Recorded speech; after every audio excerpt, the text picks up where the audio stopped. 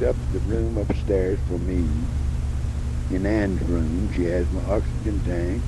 She has my tape recorder. She has all my books. She got me a Bible tonight, and we have just had a lovely time today. She is a fine girl. She treated her daddy to a good haircut and hair wash. I look like a different man. It's the prettiest haircut I've ever had in my life. I have everything here at right beside of my bed.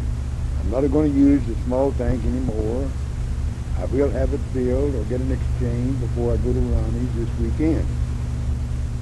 If I need oxygen, I'll use the big tank, the 50-hour tank. And we expected Jim and Elsie over to eat with us this evening, but they didn't show up, so I guess they're not coming. John has come again to help or study with Chucky. Chucky dropped my film in for me, he said, and said that we could get it next week. That'll be all right, just so I get it before I leave Huntington. This has been a lovely day. I've enjoyed myself. Chris called me and said he would not be going down to my home, leaving today on account of the change in his job. So he'll miss about 10 days of good fishing. I called Mom, just now talked to her. She's getting along fine. Talked, it sounded real good, said that everything was okay. I talked to Hannah, and Mom said that Greg is getting along fine, everybody's fine, and she's going to send me $20 next week to Ronnie's when she gets my checks this weekend. She won't get the Social Security check until next week.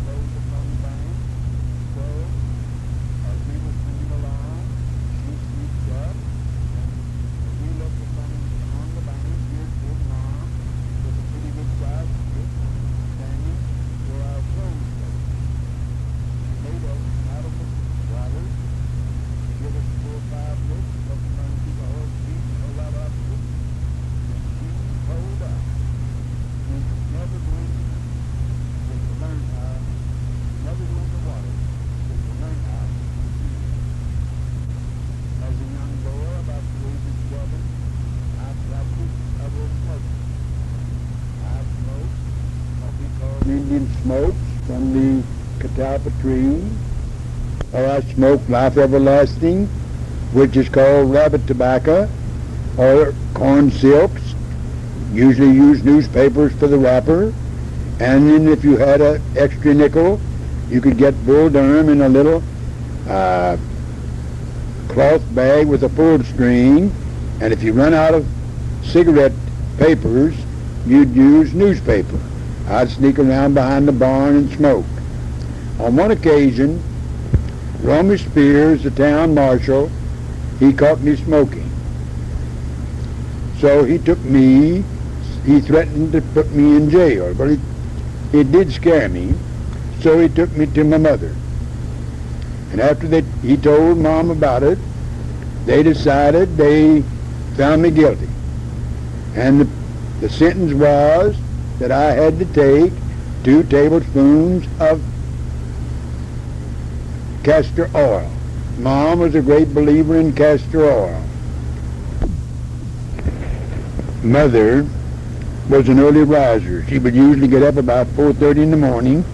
Dad would get up to help her, and I would get up and sit around in the kitchen and watch them get breakfast. While Mother was with 2 big pans, getting ready to make bread, biscuits, Dad would take a 10-gallon jug of cane molasses, lay them across a chair, slip out the corn cob stopper, and let them run into a fry pan or skillet to be heated for breakfast. After that, he would grind the coffee. I sat and watched. In the wintertime, those molasses would be so thick, it would take a long time to run them out. When you put them on the fire, you just add a pinch of soda, and the molasses turn a golden brown. They were very good without biscuits. We always had our own butter, since we usually kept 2 cows. And it's something that I've never been able to figure out. Out of 9 boys, why was me the only one that ever learned how to milk? Dad had a good barn, concrete floor, running water, stanchions. He kept usually 2 cows. I would go up early of a morning, wash the cows' udders off, dry them off, take my milk pail, sit down on a 3-legged stool, milk with both hands, and I'd milk both cows.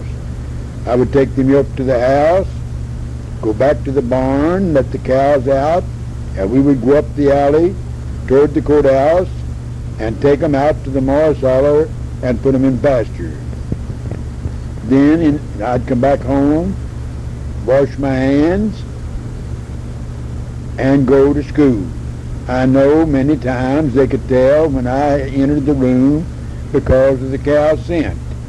In the evening, same thing. I would go about 5:30 or 6 to the Morris Holler, and usually our cows would be there waiting to be brought in to be milked. I'd bring my 2 cows down to the courthouse. They gave me no trouble. They knew where they were going. They walked right into that barn. They put their head in the stanchion and wait for me to snap a locket across the top. I'd go get my milk pail, get it ready to milk. I'd wash the bag again, sit down on my 3-legged stool and milk. Then I'd go upstairs and fork down hay for the night.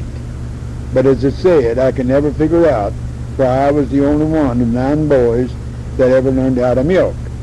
Now, Mom would put this milk, let the cream come up on it, and she'd take the cream off and make butter and buttermilk. Everything from scratch, which is much better than what you get today. She also took great pride in cooking and canning. We had a big cellar. She never canned in anything smaller, usually, than a half-gallon. I have seen her cellar with 100 gallons of berries in it, canned and jellies. We would go sometimes to the Roy farm near Roach, Mom and all the children. She would fix us a lunch, take water. We would go down to this big berry field, fish and pick berries all day and come back with about 25 or 30 gallons. Those were great days.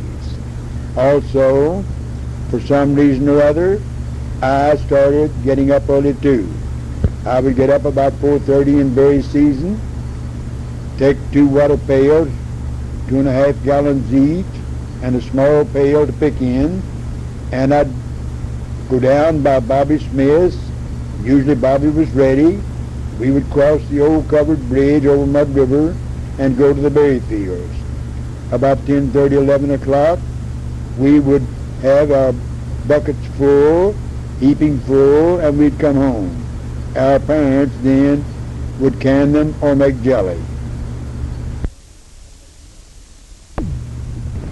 Near the town of Hamlin on the outskirts were 2 ponds. They would freeze over in the wintertime. One was called the Thacker Pond, and the other was the Holly Pond. The Holly Pond, Mr. Holly, he commercialized on his. He built him a large ice house. The walls were about 12 to 14 inches thick, sawdust in between the boards. He would go to his pond in the wintertime. He would saw that ice up in 100-pound blocks and haul it to his ice house. He would completely fill it for the use during the summer. I can recall one time I had a little red wagon. Dad and I went up. It was about a half a mile to the farm. We went to get some ice. Dad bought a block of ice and brought it back. Since there was such a large family, we had a 3-gallon-and-a-half ice cream freezer. It was hand operated. We would make ice cream 3.5 gallons and eat every bit of it. This carried over, I guess, to my own family. All of us like homemade ice cream. In fact, I'm going to make homemade ice cream this evening. Yet, my freezer is electric. When Uncle Sherman Linville, brother of mother, would come to stay all night with us, I would usually beg to sleep with him. He would tell me big stories about over on Wolf Bend. We'd take a hunt. We'd take a sack, and we'd catch possums and coons. I loved to sleep with Uncle Sherman. In high school, I played the saxophone in the orchestra. Toby, a sister of mine working in Huntington, making pretty good money, rented the saxophone. Dad and Mother gave me a Schaefer pen and pencil set. It had my name on it. It was a lifetime guarantee. Anything go wrong with the pen, it would be fixed free. It was very beautiful, and I loved it. When I first started going to high school, Jim Plumley built a little theater. While his son Crawford ran the machines, when they'd have to change reels, it would take a little time. There would be a break. I popped corn, and I would operate the Victrola. I had a big stack of records. I would play music between changing of reels. I got in free, so that was my pay, a free ticket. Every summer, when school was out, one of mother's brothers would come to Hamlin in a road wagon, 2 horses. He'd take him all day to come, and the next morning we'd load up and go to Grandpa Linville's for about 2 weeks, just to have a good big vacation. It would take all day to make the trip. That was an every summer thing. Mother would take some things for them too, and we would stay for at least 2 weeks. Sometimes we would stay with Uncle Freeman.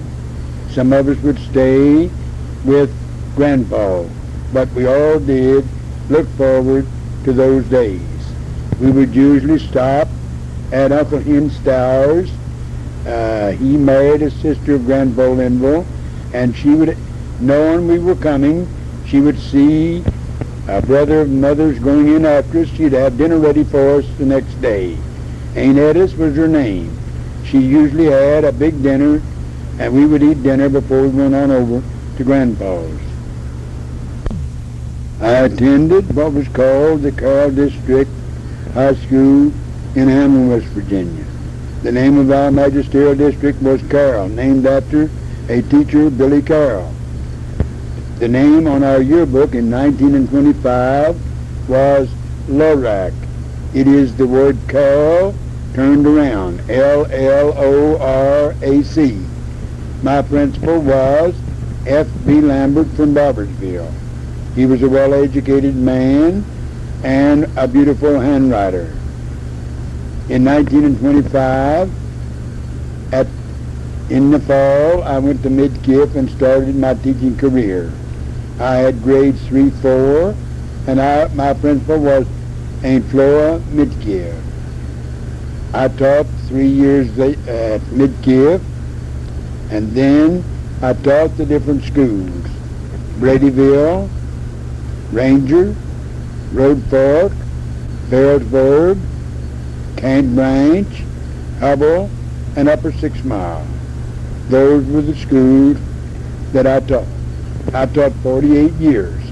My salary when I started teaching at Midkiff was $65 a month. I paid $20 a month board and room. That was $3.15 a day. When I retired in 1976, I was making $14,500.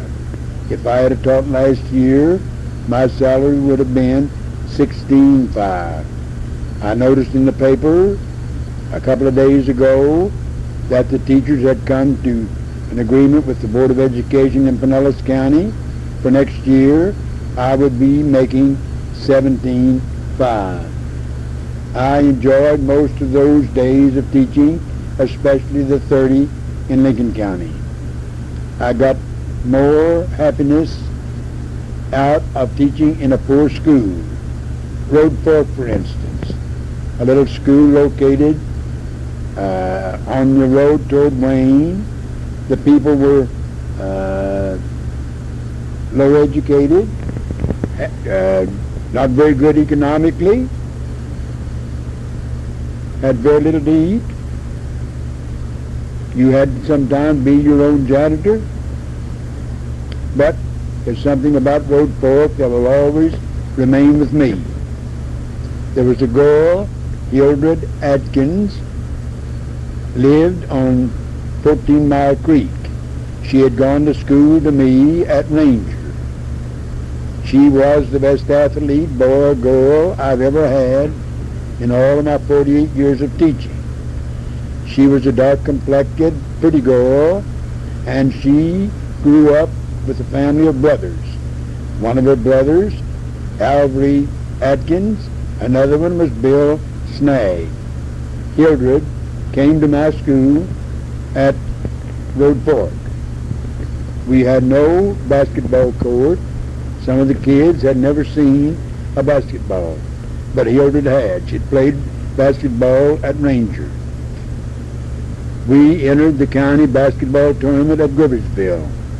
It came down to Road Fork against Blanchland, a large graded school, in the finals. I told the other 4 girls, when you get the ball, don't move. Look for Hildred, give it to her. This they did. They'd give the ball to Hildred and she'd take off toward our basket. She would usually be met at the center line by 2 large Messinger girls or 2 large Davidson girls. They'd scrap it out, but we finally won the game, and in that game there were 10 different categories where a player could win a prize. The prize was a silver dollar. Hildred won all 10. She came over to me, said, "Your Mr. Cummings is one for you. Keep it." So that was the greatest thrill in any kind of a game I ever had in all of my 48 years of teaching. And when we were at Ranger, we would go to the county field days. Usually you had district days, then the winners in the district would go to county at Hamlin. They'd have big banners for the winners. Every event that Hildred was entered in, she would win first place. In a 100-yard dash or a 50-yard dash, she would get ahead of the rest of the runners, turn around and laugh at them. She could throw a softball farther than any other girl her age. She could jump higher, jump farther in the broad jump. All around, she was the best athlete I've ever had in 48 years of teaching. But on this, Road Fork won a championship, a banner that, and probably will never win no more. I had an